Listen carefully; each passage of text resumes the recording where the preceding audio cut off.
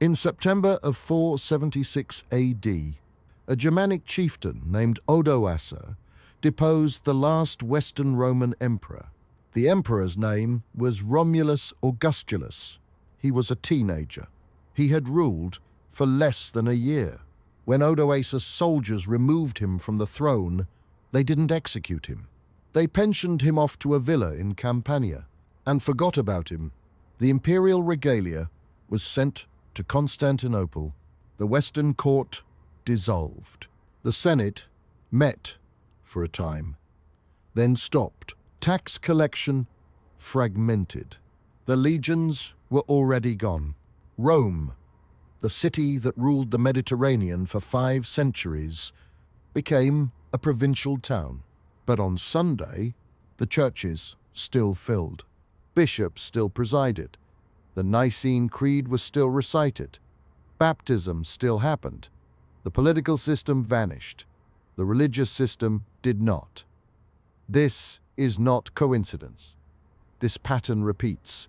Empires fracture, borders disappear, administrative centers decay, religious systems remain, not unchanged, not intact, but operational. The question is not whether this happens. The question is, why? Empires are optimized for extraction.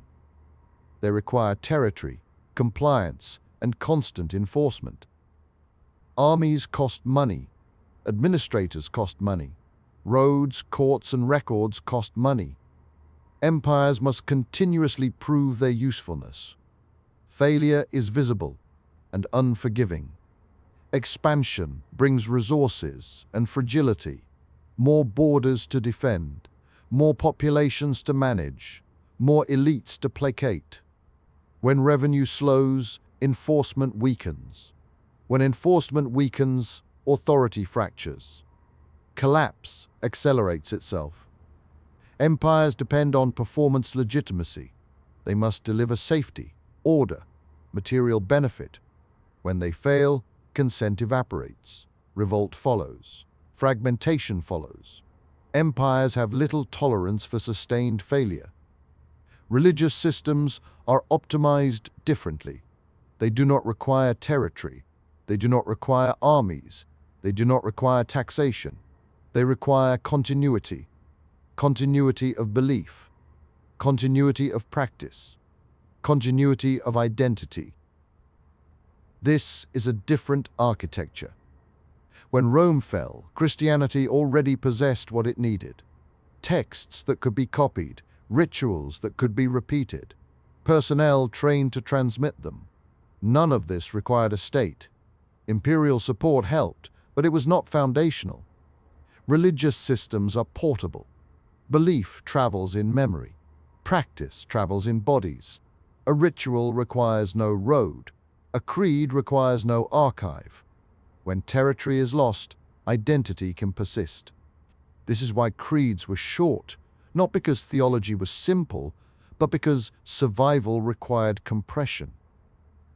Short statements resist distortion. They can be memorized. They survive illiteracy.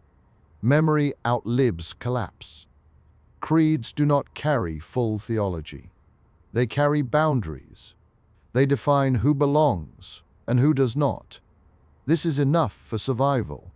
Meaning can wait. Identity cannot. Orthodoxy is often framed as domination. Structurally, it is maintenance. Without boundaries, belief fragments. Orthodoxy limits variation to preserve continuity. Rigidity is not a flaw. It is the mechanism. Empires enforce compliance externally. Religious systems internalize enforcement. Believers monitor belief. Communities enforce norms. This allows coherence without violence, not perfectly, but persistently. Councils were not revelations. They were corrective mechanisms. They stabilized identity during periods of stress. Innovation was limited. Continuity was preserved. This was version control, not discovery. Coherence creates rigidity. Rigidity limits innovation. Religious systems accept this cost. Change is dangerous because it threatens identity. Stability matters more than improvement. This trade-off is intentional. Religious systems adapt slowly, but they do adapt. Change is framed as clarification, not correction. Old beliefs are reinterpreted, not abandoned. This preserves authority while allowing movement. Continuity is partly a fiction. Doctrines evolve. Practices shift. Meanings change. But the system insists nothing essential has changed. This fiction prevents collapse. When empires collapse, their systems collapse with them.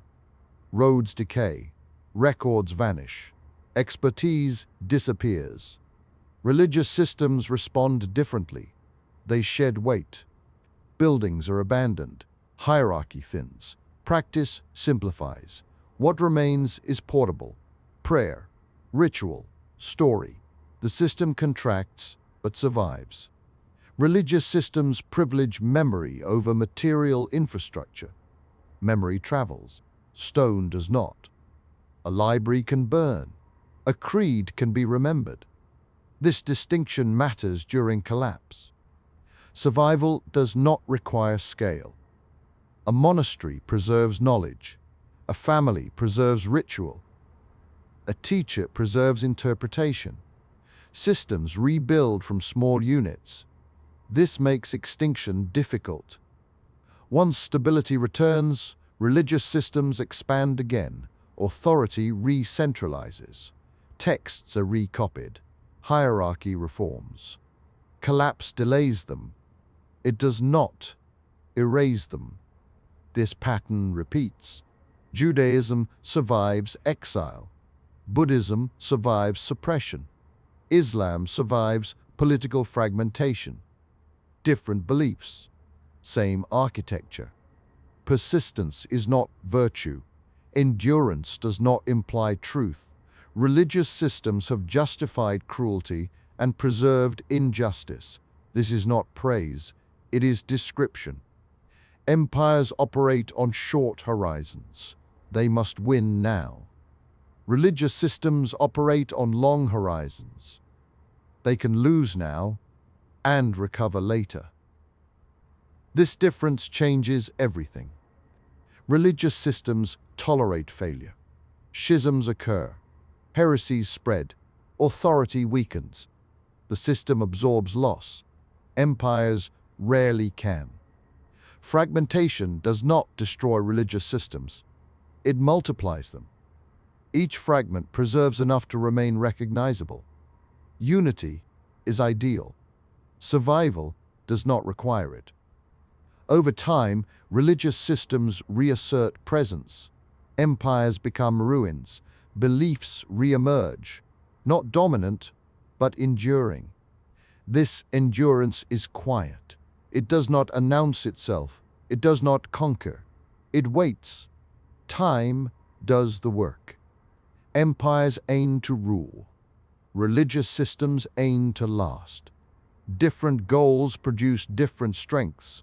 Longevity favors structure over force.